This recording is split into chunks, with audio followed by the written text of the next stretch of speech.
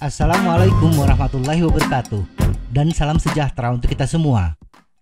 Tidak seperti sepeda MTB, road bike memiliki keterbatasan dalam menaklukkan tanjakan. Karena low gear rasio yang dimiliki road bike lebih tinggi dibandingkan sepeda MTB, memaksakan diri bersepeda di tanjakan dengan gradien yang melebihi kemampuan pesepeda sangat berbahaya. Bersepeda di dalam zona aman detak jantung akan menyelamatkan kita dari kondisi yang tidak diinginkan. Apalagi jalur yang dilewati tanjakan panjang. Sebutlah jalur Bandung-Lembang sejauh 9 km dengan gradien rata-rata 5,4% dan gradien maksimal 21%. Membutuhkan kesiapan pesepeda. Agar kita tetap bersepeda dengan aman, maka kenali terlebih dahulu jalur bersepeda, berapa gradien rata-rata dan berapa gradien puncaknya. Kemudian hitung apakah gradien tersebut mampu kita lewati. Mengetahui gradien jalan bisa kita dapatkan dengan mudah, misalnya dengan menggunakan Google Earth. Tetapi mengetahui kemampuan fisik dan batasan giring sepeda membutuhkan data yang lebih personal, karena melibatkan drivetrain, posisi bersepeda, dan power yang kita miliki. Berikut ini uraian singkat bagaimana batas kemampuan road bike di tanjakan dikaitkan dengan zona detak jantung.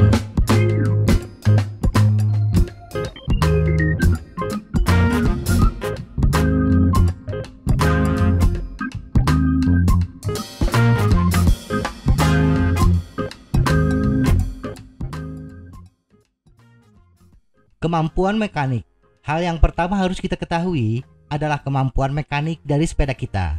Kemampuan mekanik di sini adalah seberapa rendah low gear yang dimiliki sepeda kita.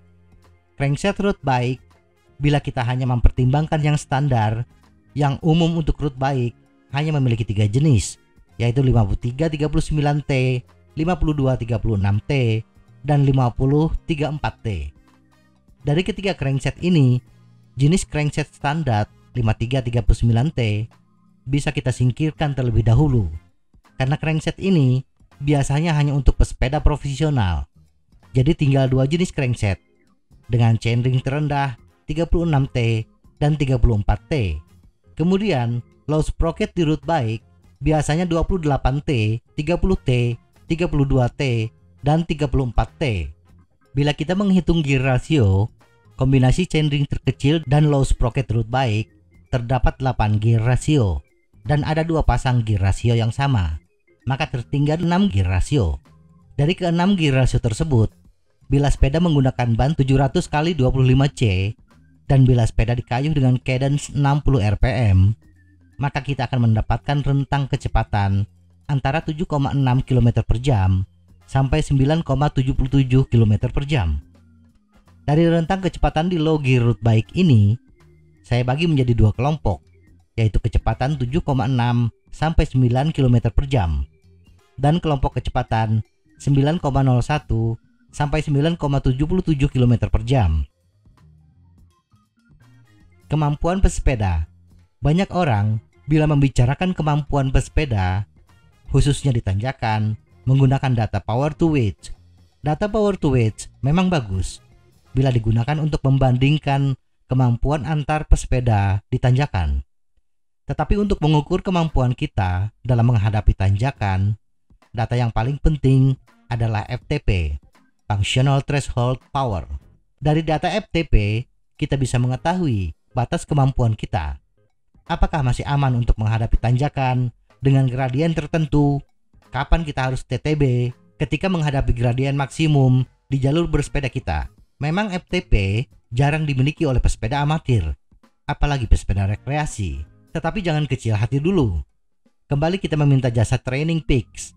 Data yang kita gunakan adalah data FT untuk pesepeda moderat, yaitu 3,36 watt per kilogram untuk laki-laki. Maka untuk contoh di video ini, pesepeda laki-laki dengan berat badan 70 kg akan memiliki FTP sebesar 235 watt. Kebutuhan power di beberapa gradien. Berdasarkan rumus power, saya membuat tabel kebutuhan power untuk masing-masing gradien berdasarkan berat total pesepeda. Asumsi yang digunakan dalam video ini adalah posisi duduk pesepeda adalah backup, posisi paling tegak di road bike, dan posisi ini diperkirakan memiliki frontal area 0,277 meter persegi. Kemudian drag coefficient adalah 0,63, kepadatan udara 1,22601 kg per meter kubik, koefisien rolling resistance 0,005, dan kehilangan power akibat mechanical resistance sebanyak 3%. Tabel kebutuhan power ini menggunakan kecepatan pada low gear yang dimiliki oleh road bike dengan cadence ideal 60 rpm. Semakin besar kecepatan, semakin besar pula power yang dibutuhkan. Dan semakin kecil kecepatan, semakin kecil pula power yang dibutuhkan. Tetapi menggunakan kecepatan di bawah kecepatan low gear dengan cadence 60 rpm sangat tidak ideal karena berbagai pertimbangan. Dari kecepatan ini, sebagaimana telah diuraikan sebelumnya, saya membuat dua tabel untuk dua kelompok kecepatan. Cara menggunakan tabel. Langkah pertama adalah mengetahui di kelompok kecepatan mana sepeda kita. Walaupun ketika saya mengelompokkan kecepatan menggunakan ban 700 x 25C, tetapi tabel masih bisa digunakan untuk sepeda yang lain dengan mengacu pada kelompok kecepatan. Menghitung kecepatan di low gear sepeda adalah dengan rumus gear ratio dikalikan keliling ban dikalikan cadence. Kemudian hasilnya dibagi 16,667 untuk menghasilkan kecepatan dalam satuan kilometer per jam. Misalnya sepeda Anda menggunakan crankset Shimano 105 FC5703 dengan kombinasi chainring 50, 39, 30T, dan kaset yang digunakan adalah CS 5700 dengan kombinasi 11, 25T, dan ban yang digunakan adalah 650 x 25B yang memiliki keliling ban sebesar 1,99 meter. Dari data tersebut, low gear rasio sepeda adalah 1,2. Maka kecepatan sepeda dengan cadence 60 rpm adalah 1,2 dikali 1,99 dikali 60 dibagi 16,667 menjadi 8,6 km per jam.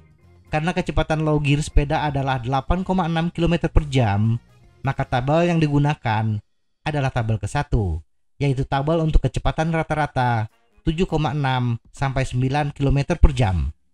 Langkah kedua adalah mengetahui power untuk zona bersepeda.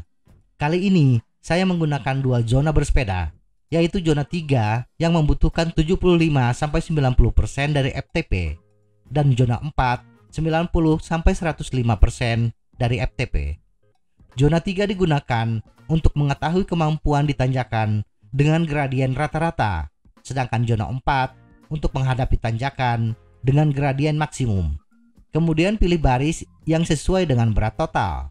Berat total adalah jumlah berat pesepeda, sepeda, dan perbekalan. Dari baris ini, cari angka power yang mendekati untuk zona 3 dan zona 4. Misalnya pesepeda dengan berat total 80 kg dan FTP 235 watt yang berarti memiliki power untuk zona 3 sebesar 211,5 watt, 90% dari FTP. Dan untuk zona 4 sebesar 246,75 watt, 105% dari FTP. Maka bila menggunakan kecepatan low gear di kelompok 1, gradien yang bisa dilewati untuk rata-rata gradien zona 3 adalah tanjakan dengan gradien 11%. Dan untuk memforsir tenaga ke zona 4, maka tanjakan maksimum yang bisa dilewati adalah 13%. Sedangkan bila kemampuan mekanik sepeda berada di kecepatan antara 9,01 sampai 9,77 km per jam, pesepeda hanya mampu ditanjakan dengan gradien rata-rata 9% dan tanjakan maksimum 11%.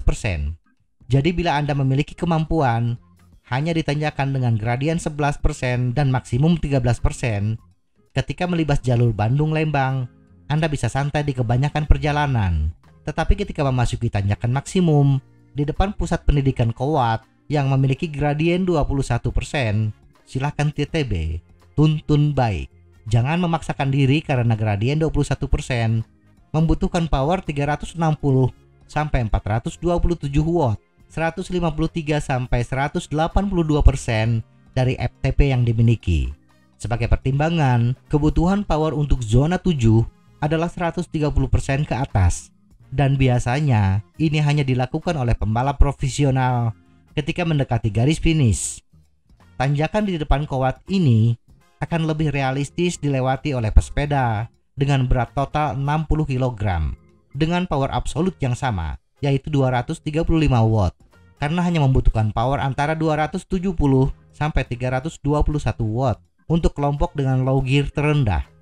Hanya membutuhkan power untuk zona 5 dengan 105 sampai 120% dari FTP atau 246,75 sampai 282 watt. Kesimpulan, meningkatkan kemampuan drivetrain hanya sedikit lebih membantu dalam menghadapi tanjakan di gradien kritis di atas 15%, tetapi meningkatkan power to weight jauh lebih membantu dalam menghadapi tanjakan kritis. Ayo latih kemampuanmu, bukan berlomba meningkatkan drivetrain. Don't buy upgrade, ride upgrade. Semoga informasi ini bermanfaat. Tetap sehat, salam goes.